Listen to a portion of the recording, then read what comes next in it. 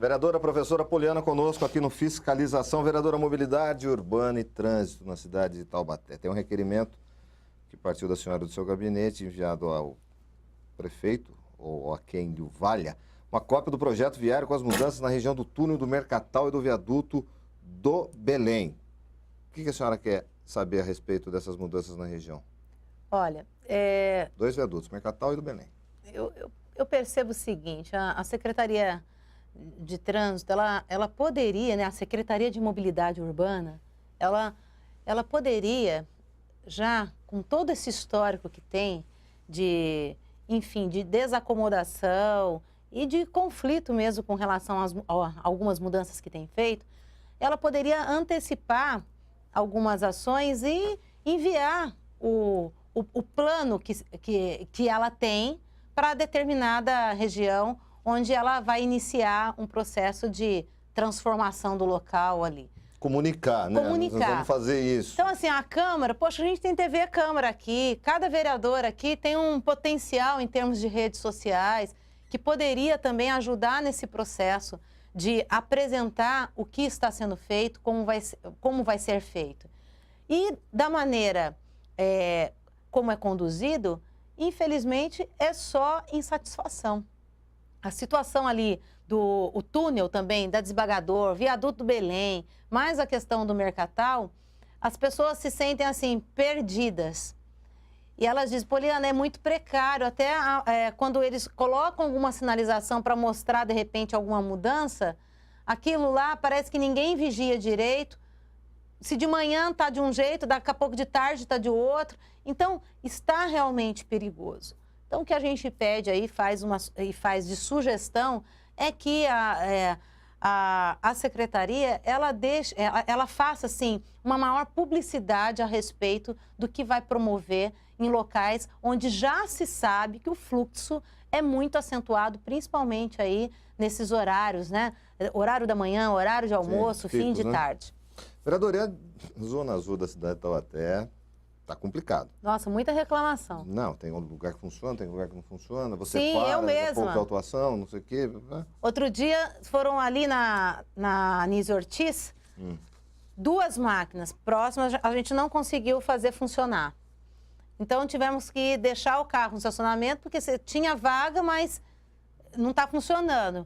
Mas se de repente passa o rapaz lá, ou a mocinha, e fala assim, até você provar depois que a máquina não estava funcionando, se com radar desaprovado pelo Inmetro, os munícipes estão tendo dificuldade de provar que recebeu uma multa por um radar desaprovado, então que não é justo aquilo, então você imagina com relação à Zona Azul. Então, no meu caso, eu recorri ao estacionamento, mas também comuniquei à Secretaria que precisa acertar isso. Um mapeamento a senhora também solicitou, né? Exemplo do que a senhora estava dizendo dos projetos, que divulgue também o mapeamento da zona cidade, né? Mapeamento, principalmente com relação às vagas para deficientes e idosos. Né? E idosos. Ali na Dr. Winter, eu senti muita falta dessas vagas.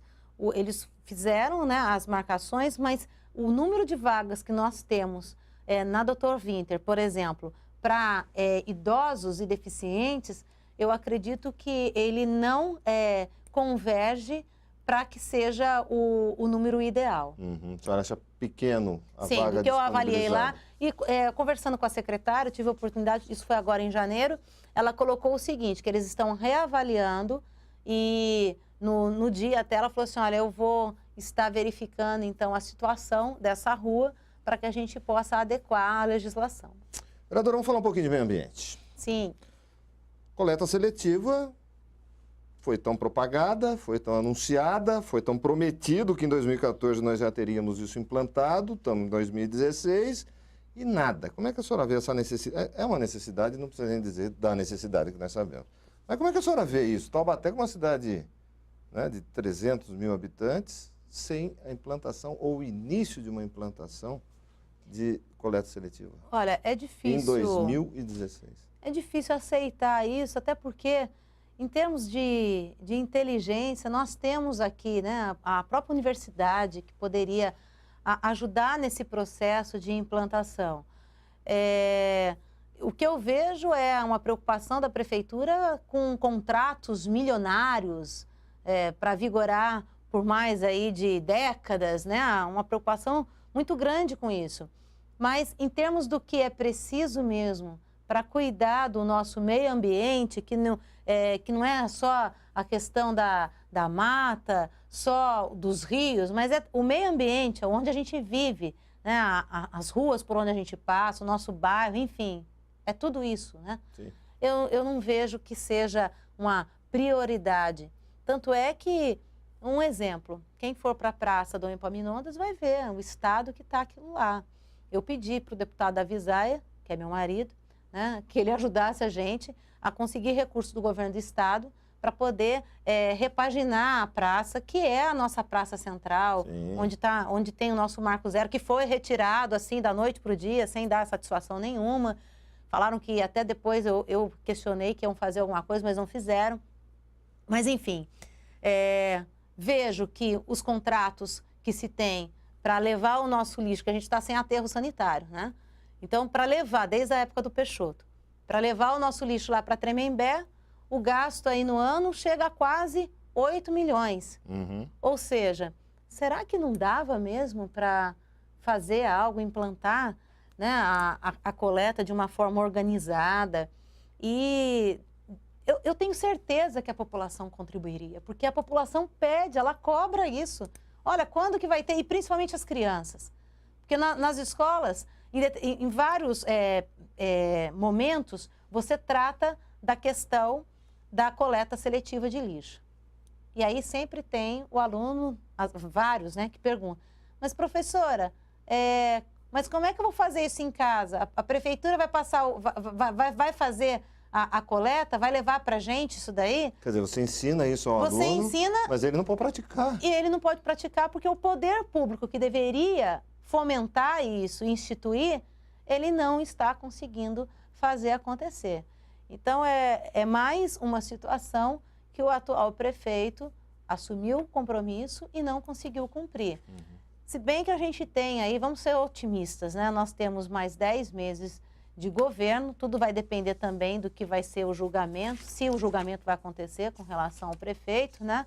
Lá em Brasília, vai depender disso também, mas vamos considerar que nós temos 10 meses. Se acontecer, que ótimo para a nossa cidade. Vereadora, falar um pouco de administração pública. Sim. Duplicidade na emissão de carnês IPTU e quais as medidas corretivas serão tomadas pela Prefeitura Municipal? Isso a senhora está perguntando através de um requerimento? Sim. Para o Executivo. Eu pergunto porque, principalmente moradores aqui da região da Independência, receberam seus carnês duplicados. Primeiro, a Prefeitura está pagando por isso. Sim. E aí, a empresa, ela vai assumir o erro e não vai cobrar por isso, ou a gente vai ter que pagar 2 vezes, né, por essa emissão? Mas eu vou além. Já teve, na década de 90, na gestão até inclusive do pai do atual prefeito, houve uma cobrança geral na cidade, vários moradores devem lembrar disso, e muitas pessoas que não tinham seus carnês lá autenticados para provar que tinham feito pagamento, tiveram que pagar de novo. Ou seja, algo injusto. Quando eu vejo lá os 2 carnês, as preocupações elas começam a surgir, por quê? E se a pessoa paga um carnê, mas na verdade a prefeitura vai dizer o seguinte, que não pagou porque ela está lá com o código de barra do outro carnê. Uhum. Então, primeiro, a prefeitura precisa indicar para essas pessoas qual carnê que deve ser pago. E tem que ser algo oficializado também, por isso que eu fiz até um modelo de ofício, coloquei na rede para o pessoal agir com rigor, né? Levando à prefeitura os seus 2 carnês com ofício, pedindo que o funcionário, que o servidor responsável indique para ela qual carnê, mas que assine ali, que tal carnê, então, vai ser cancelado e para que o outro tenha validade. Porque dessa forma as pessoas ficam, do jeito que está, elas estão muito perdidas de saber o qual que vale para pagar. E a gente pode ter pagamento duplo. E como é que vai fazer para devolver? Ressarcimento depois. Ressarcimento depois. E eu questionei também a questão das contas, né? Será que os 2 carnês, eles estão indo para a mesma conta? Né? Que é a conta nossa, né? O nosso cofre público, né? Para constituir a nossa receita. A gente tem aí uma arrecadação de mais de 60 milhões, nós tivemos, né, no último ano, via IPTU, ou seja, uma receita que o município conta com ela. Não dá para a gente fazer de qualquer jeito. Lógico. Então, por isso, a administração precisa ficar mais de olho Não responderam ainda em isso. quem ela contrata para executar o serviço, para não gerar mais problema para a população, até porque a população já está pagando muita coisa. Aí quer que pague o IPTU dobrado? Se tivesse trabalho também dobrado da prefeitura, eu acredito que as pessoas... Não, nem isso seria entendido. Se a qualidade na saúde fosse redobrada, no transporte público fosse redobrado... Vereadora, esse requerimento é recente. Sim, é recente. Então vamos aguardar a resposta. Eu estou ainda... A prefeitura está ainda no prazo para me responder e eu espero que ela resolva isso, crie já uma padronização, algo oficializado para garantir, né, a essas pessoas um pagamento devidamente legal e seguro, para que elas não sejam cobradas duas vezes. E que saibam que estão pagando. Sim. Vereadora, satisfação imensa em recebê-la pela primeira vez em 2016, que seja um ano de muita produtividade aqui na Câmara Municipal e agradecer, mais uma vez, de estar aqui conosco no Fiscalização Pública. Suas considerações, por favor. Obrigada, Miguel. Agradecer a vocês que nos assistem, dizer que esse ano eu inicio os trabalhos à frente de duas comissões importantes na casa. Uma delas é a Comissão de Educação, que eu vou para o meu 12º ano presidindo. Agradeço aos pares pela confiança. E a outra, que é a primeira vez que eu vou presidir, é a Comissão de Fiscalização. Aliás, é a Comissão de Finanças. De Finanças. Aqui da Câmara Municipal. Uma das comissões mais requisitadas, porque praticamente todos os projetos, quando eles vêm para a Câmara Municipal, eles passam prioritariamente pela Comissão de Justiça e Comissão de Finanças. E a partir desse ano, eu presido a Comissão de Finanças. É um grande desafio e o importante disso tudo é ver que a condução minha para essa comissão, ela partiu até mesmo dos vereadores que não fizeram a composição para votar no atual presidente Paulo Miranda. Então, percebo também que é um reconhecimento, né, da seriedade com que a gente trabalha aqui na administração. Creio que esses vereadores, eles se sentem seguros com a minha pessoa à frente dos trabalhos. Vamos honrar isso. Parabéns, vereadora. Agradecemos a vereadora Poliana e agradecemos em especial a você que sempre nos acompanha aqui no Fiscalização, no canal 4 da NET, na TV Câmara Taubaté, que é a primeira TV legislativa do Vale. Obrigado pela audiência, até a próxima. Tchau.